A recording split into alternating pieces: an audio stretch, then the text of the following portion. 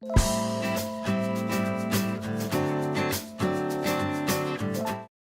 to this week's SIIA Tech Chats. I am joined today by David Hicks. David is Vice President of Worldwide ISV and OEM Business Development at Oracle. David, thank you for being with us today. It's great to be here. Thanks for having me. Well, let's jump right in. This past summer, you launched the cloud platform ready for ISVs, basically allowing ISVs to register and publish their applications in the Oracle Cloud Marketplace. Can you talk a little bit about it and how will this help ISVs trying to move to the cloud? Yeah, absolutely, and appreciate the time today. For us, we're increasingly seeing our ISVs are wanting to go to market in alternative ways besides just the direct sales force.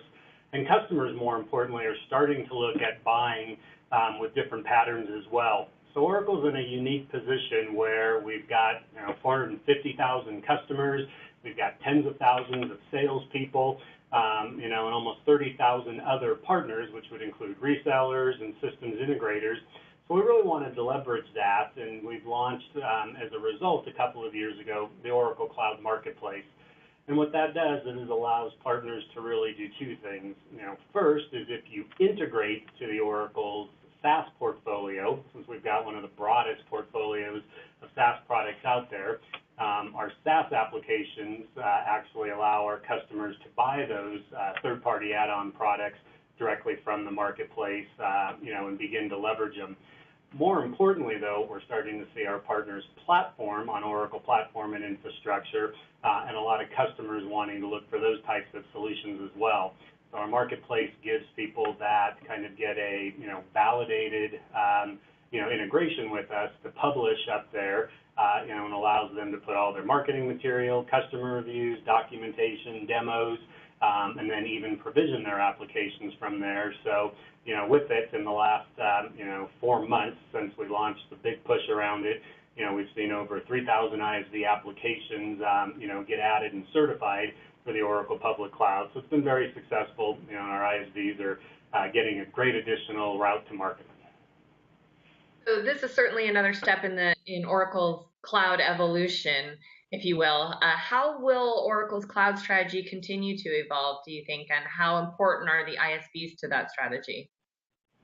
Yeah, well, first of all, maybe I'll take that in reverse order. First of all, I think ISVs are absolutely critical to the Oracle strategy.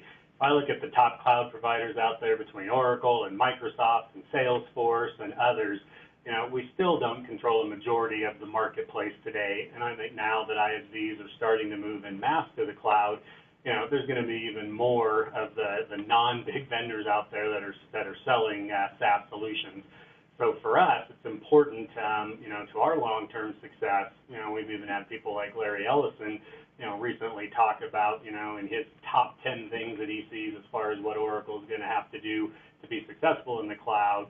He specifically calls out, win the ISV business, as well as our other executives like Mark Hurd. So ISVs are critical, and we're building the right platform and solution for them as well. What will we do going forward? I think there's lots of different things. We need to continue supporting the go-to-market, like we're doing with the cloud marketplace and other types of programmatic aspects, and even going to market, with the partners more directly to their customers, kind of in a backseat role. I think people buy, IP, they buy a SaaS application. You don't go look for an application that runs on Oracle. You buy the application first. So we need to support the partners in that. We'll obviously be doing a lot of promotion of our cloud. It's where all the focus is from Oracle. So the partners that run on it will get to draw along with us. We'll be doing a lot more around building up, the developer community, what we're doing with startups.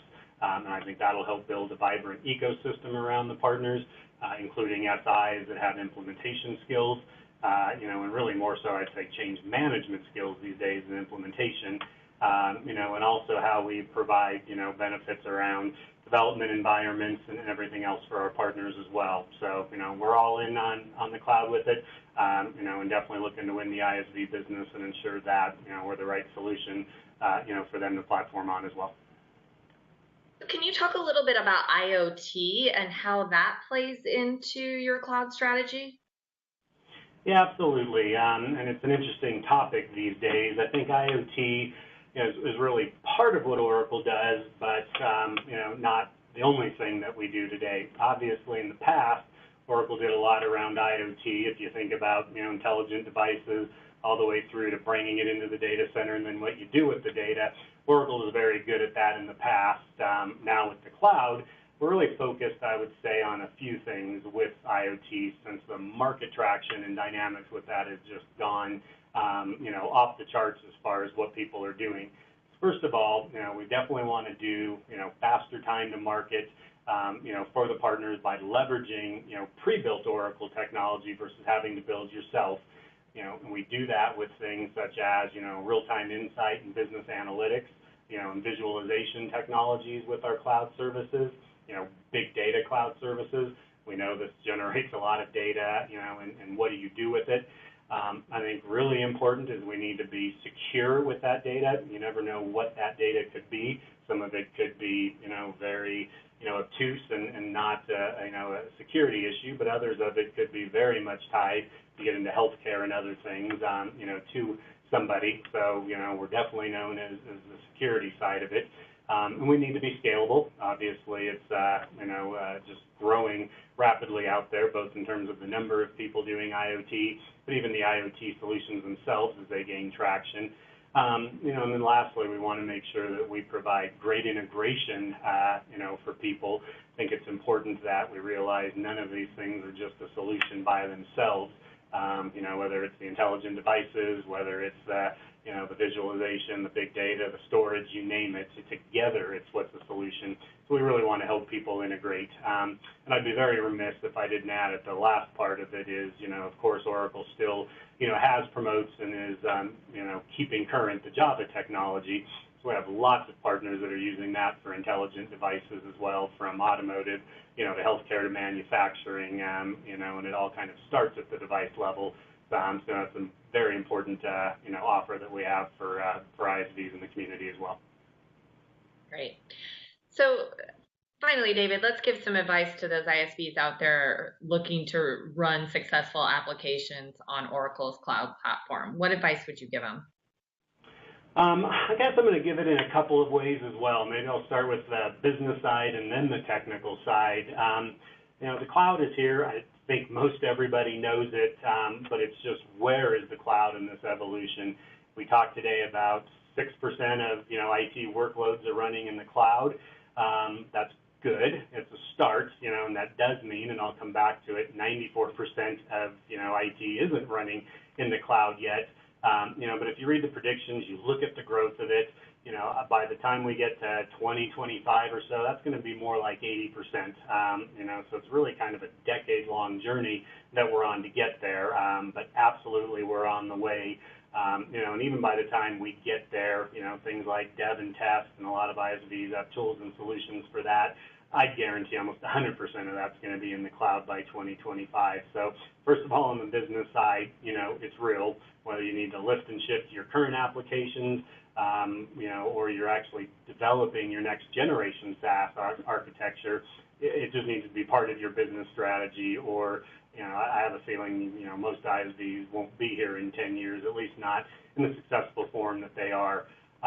With that, from that technology side, I think that then leads to a lot of it. Obviously it is going to be, a decade-long transition, so you need to make sure you're working with the right vendors that are here not just today, but will absolutely be there with you in the future. I think you want to look at, really somebody that can provide you, both kind of the platform and the infrastructure side of the support for your solutions. I think that's going to be very important as you start to move upstream with your SaaS applications. You're going to want more and more of, somebody to take care of the entire platform for you. I'd say make sure you work with somebody that's, got an extensible, an open, a standards-based platform as well. Try to make sure you've got flexibility and, you don't get locked in.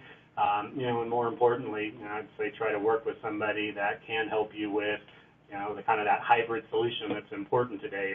You will have your existing customers, you'll have your on-prem solutions for a while if you're kind of coming from a more of a legacy place like even Oracle has, and you'll have your net new customers. But try to leverage as much as you can, similar skill sets and people and everything else. So really look for somebody that can support your whole business, so you're not, spread across, 4 or 5, 8 different vendors. That doesn't really help anybody, I think, in their long-term strategy or purchasing power or anything like that. So definitely here, the cloud's real. Don't talk to a single ISV that doesn't have, something to say about the cloud these days. So, I'm just looking forward to, continuing that and hopefully working with as many of the ISVs as we can ourselves. Great. David, thank you so much for your time and insights today. For more information on Oracle's cloud platform and SIA, please visit our websites and stay tuned for next week's SIA Tech Chat.